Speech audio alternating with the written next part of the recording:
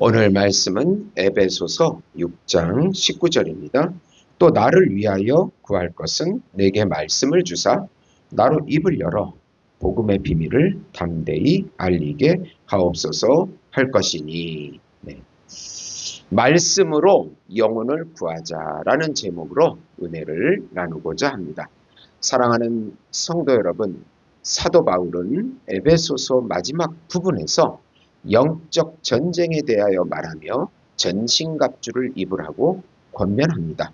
그리고 그 모든 무장의 핵심에 기도를 강조하고 있습니다.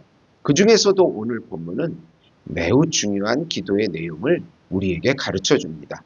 또 나를 위하여 구할 것은 내게 말씀을 주사 입을 열어 복음의 비밀을 담대히 알리게 하옵소서 할 것이니.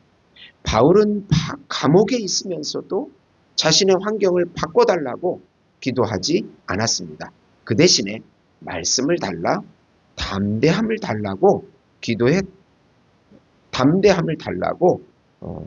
달라고 성도들에게 요청합니다. 이것이 바로 영혼을 살리는 삶의 핵심입니다. 오늘 우리는 말씀으로 영혼을 구하자라는 제목으로 두 가지 은혜를 나누고자 합니다. 우선 우리의 모든 환경에서 사용할 하나님의 말씀을 달라고 기도하라는 것입니다.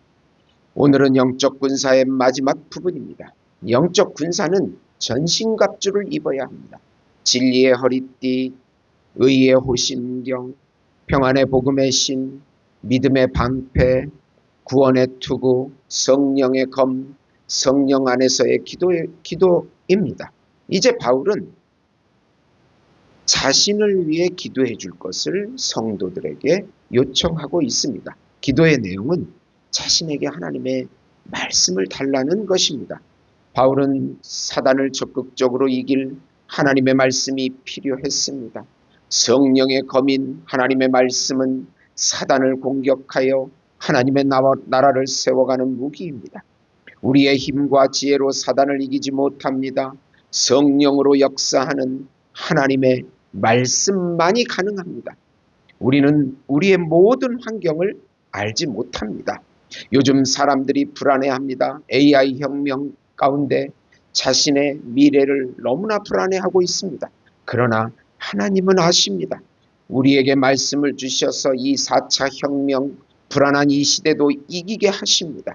예수님의 말씀과 항상 함께하면서 영적 전투를 해야 합니다. 성경보다 인간의 지혜와 힘인 인문학이 강해지는 이 시대에 우리는 더욱더 말씀으로 무장해야 합니다. 하나님의 말씀보다 인간의 지혜가 득세하고 있습니다.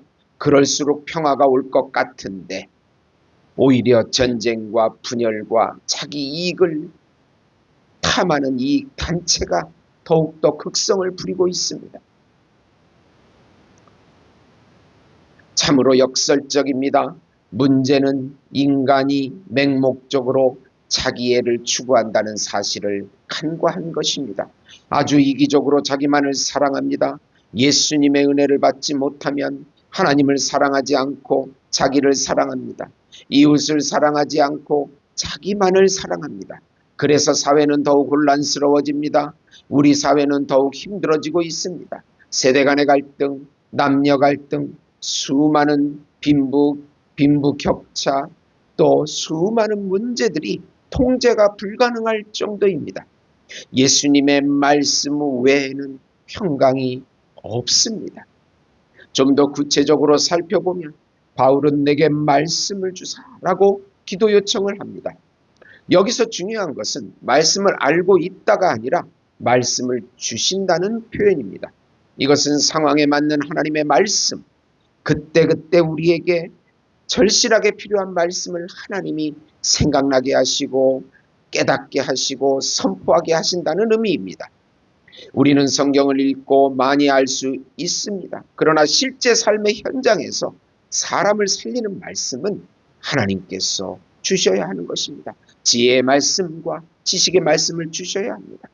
예를 들어서 누군가 절망 가운데 있을 때, 병든 자가 낙심해 있을 때, 죄 가운데 눌려있는 사람이 있을 때 그 상황에 딱 맞는 말씀은 우리의 지식이 아니라 성령께서 그에게 맞는 말씀을 주시는 것입니다. 너희가 무엇을 말할까 염려하지 말라.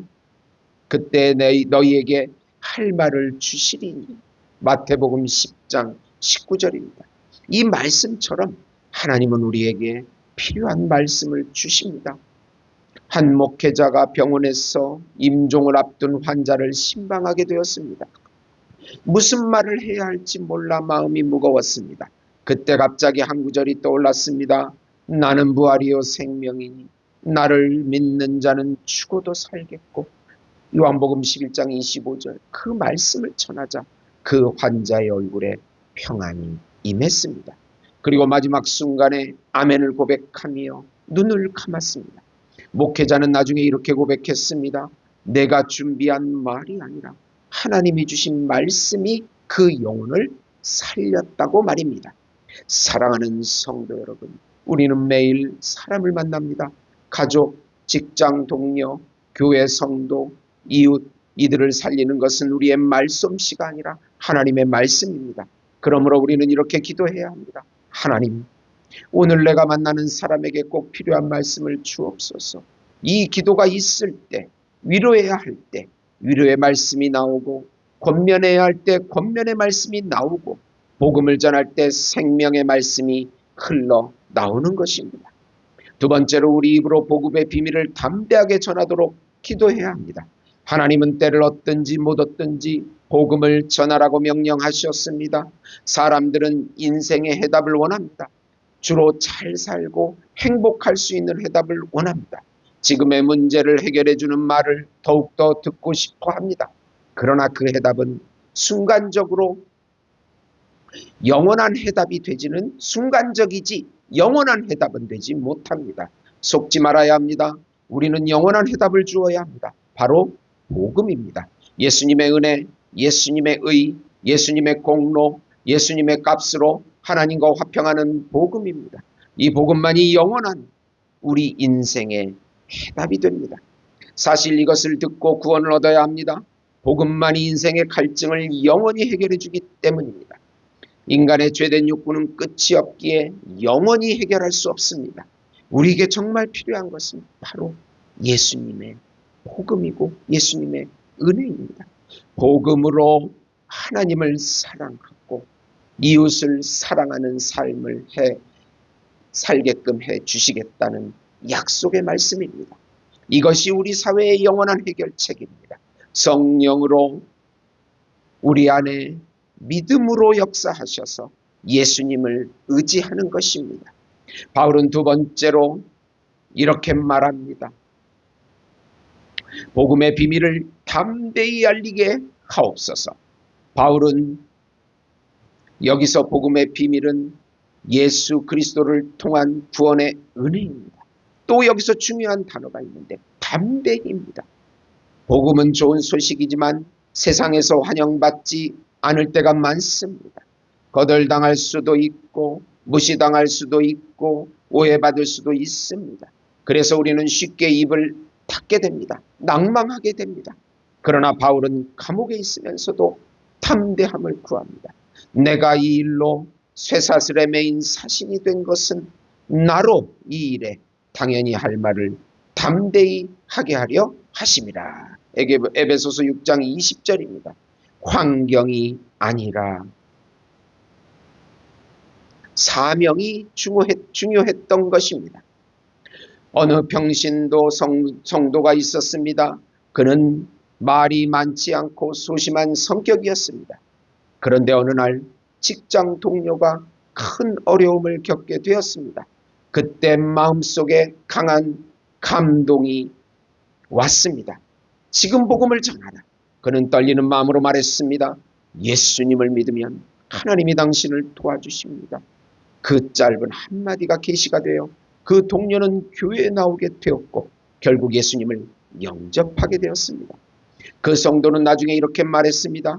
내가 용감해서가 아니라 하나님이 담대함을 주셨습니다. 담대함은 기도에서 오는 것입니다. 성격에서 오는 것이 아닙니다. 사도행전에서는 제자들은 이렇게 기도했습니다. 주여 종들로 하여금 담대히 하나님의 말씀을 전하게 하여 주옵소서. 그 결과 무리가 다 성령이 충만하여 담대히 하나님의 말씀을 전합니다. 사도행전 4장 31절입니다. 우리는 이렇게 기도해야 합니다. 하나님, 내가 복음을 전해야 할 때 두려워하지 않게 하시고 담대하게 말하게 하옵소서. 그럴 때 하나님은 용기를 주시고 입을 열게 하시고 때를 열어주시는 것입니다. 사랑하는 성도 여러분, 전도가 얼마나 어렵습니까? 그러나 영혼을 구하는 일은 특별한 사람만이 하는 것이 아닙니다. 모든 성도가 감당해야 될 영적인 사명입니다.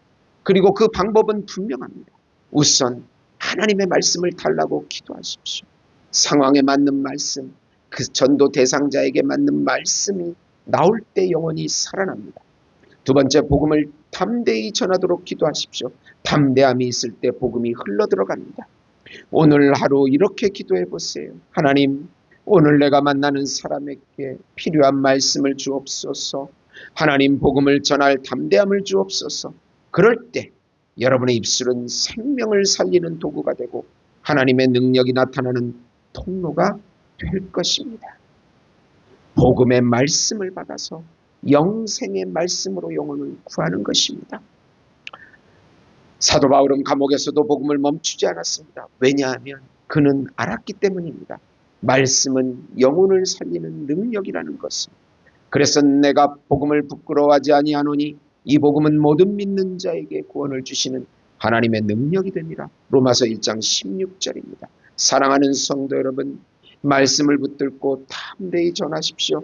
그때 하나님께서 여러분을 통해 한 영혼 또 한 영혼을 살리실 것입니다. 말씀으로 영혼을 구하는 삶, 이 삶을 살아가는 우리 모두가 되기를 예수님의 이름으로 축원드립니다. 하나님 아버지, 우리나라를 살려주시고 우리 교회를 살려주시고 학교를 살려주시고 우리 사회를 살려주시옵소서.